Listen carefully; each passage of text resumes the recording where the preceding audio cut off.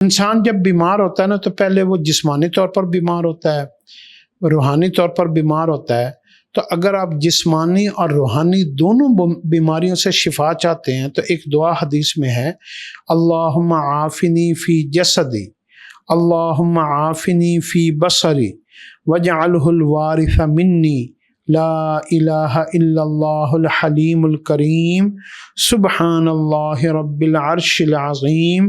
والحمد للہ رب العالمین۔ اے اللہ، میں آپ سے سوال کرتا ہوں کہ مجھے تو جسمانی طور پر عافیت عطا فرما، مجھے کوئی بھی بیماری نہ لگے، مجھے کوئی بھی تکلیف نہ ہو، اور جو تکلیف موجود ہے اس سے مجھے نجات عطا فرما۔ اور میری بینائی، جو میری بصارت ہے، میں جس چیز کو دیکھوں میں کبھی اپنی بینائی سے محروم نہ ہو جاؤں، مجھے جن چیزوں سے عبرت حاصل کرنی چاہیے ان سے مجھے عبرت عطا فرمایا،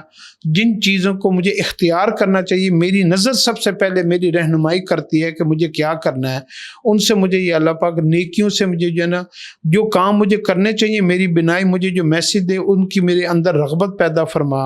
اور میری بینائی سے مجھے فائدہ پہنچا۔ اے اللہ، آپ کے علاوہ کوئی الہ نہیں، آپ بڑی حلیم ہیں، آپ کی ذات بڑی عظیم ہیں، آپ کی ذات ہر عیب سے پاک ہے، آپ عرش عظیم کے مالک ہیں۔ اے اللہ، ساری کی ساری تعریفیں آپ کے لیے، اور آپ سارے جہانوں کے رب ہیں۔